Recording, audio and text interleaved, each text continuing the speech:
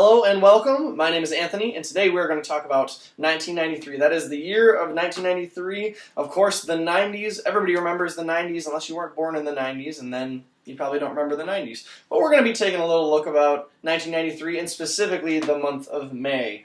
Looking at things like politics, the top songs, the top movies, some historical events, and we're going to dive into it.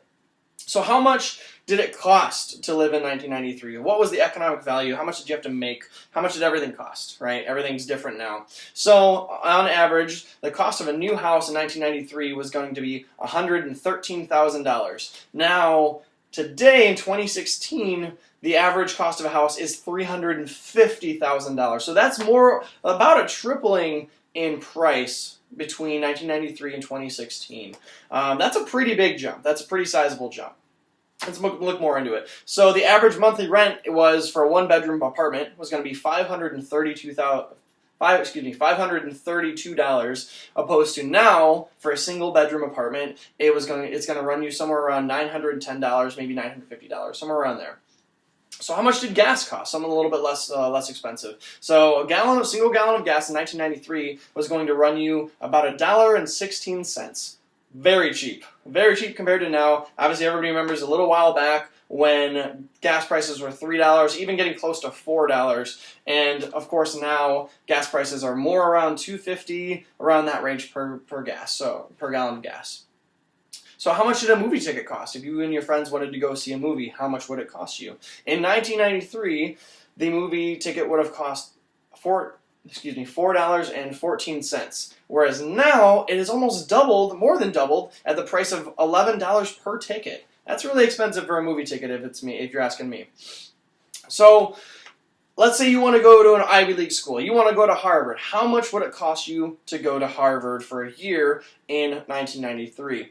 In 1993, it would have cost you $23,000 per year to go to Harvard University. It's obviously a lot of money. Not nearly as much as it is now, though, because it is almost doubled at the price of $43,000, almost $44,000 per year, not per semester, but per year to go to Harvard University. That's a lot of money. So obviously we can see that the average cost of a house has gone up, the monthly rent has gone up, everything's really gone up, but there's a couple things that have really, really exponentially increased. Okay, so given that,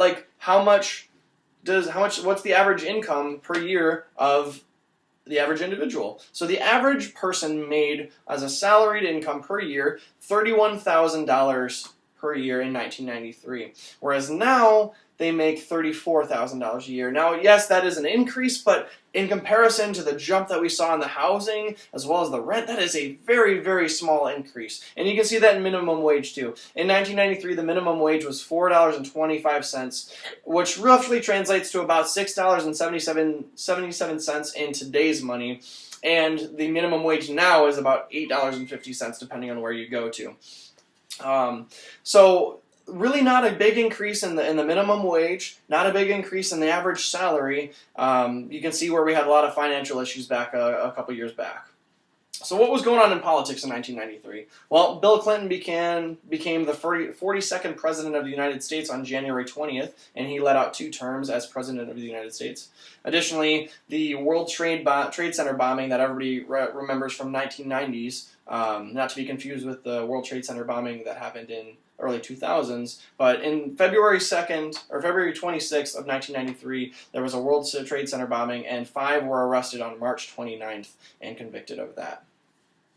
Additionally, everybody remembers the Rodney King beatings that really shook America to its core. 2 police officers were convicted of this brutality on August 4th, and they were tried there. Additionally, NAFTA, the North American Free Trade Agreement, was signed and approved on November 17th, so that opened up a lot of things. A lot of people didn't like it, a lot of people did like it. Obviously some tension back in 1993.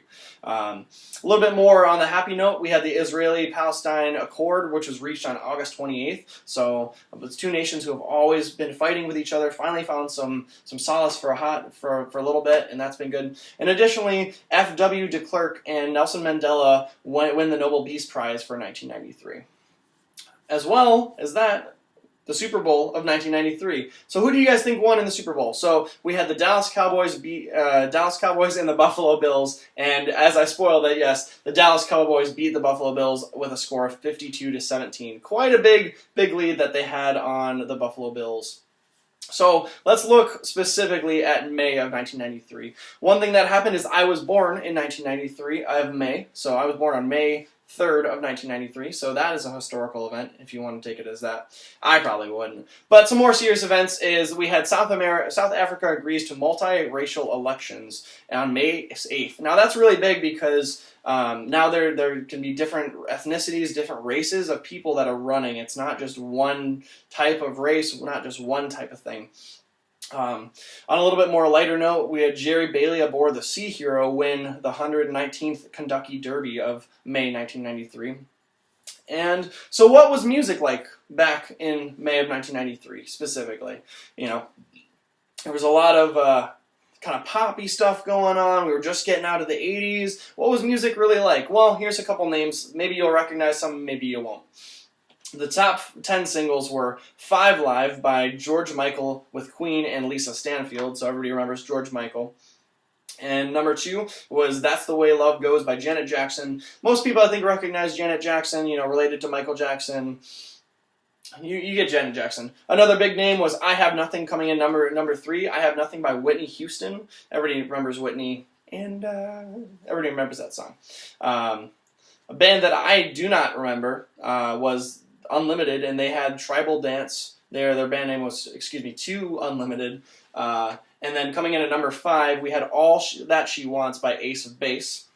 Number 6, we had Sweat, aka the Ah La La La Long song by Inner Circle, another band I've never really heard of. Number 7, we have Ain't No Love or Ain't No Use featuring Melanie Williams by Sub Sub. After that, we had Young at Heart with the Bluebells, another band that I cannot remember now. I don't know if many people can. Another band that a lot of people do remember, though, is REM, and one of their big songs in May of 1993 was Everybody Hurts. So there's some music, some of the bands that maybe were going on back then, and you guys might recognize some of those. But let's see if you recognize some of these movies. So these were some of the top movies, and I have them rated by percentage, and as well as the date that they were released. So number 1 at 100% was Bad Behavior, which was released on May 28th. Number 2, shortly behind it, was 94%, which was Dave on May 7th. This one is based on it's a Shakespearean play, and this is A Much Ado About Nothing, which came out on May 7th, and that was rated as 91%. All of these ratings are based on Rotten Tomatoes, which is a movie reviewing site, so that's what my basis is for this right now. So coming in number 4 was Menace to Society, which came out on May 26th, and it was rated at 85%. And lastly, number 5 was Dragon, the Bruce Lee story. So it was a movie about Bruce Lee and kind of his life, and that came out on May 7th at 83%. And that is a quick little look at 1993. We went over some politics, we went over some historical events, we saw that the Dallas Cowboys beat the Buffalo Bills. There's a lot of really big things happening right now, but it was still a little goofy with the top singles and some of the music that we had right now. And I hope you guys have enjoyed. That is 1993.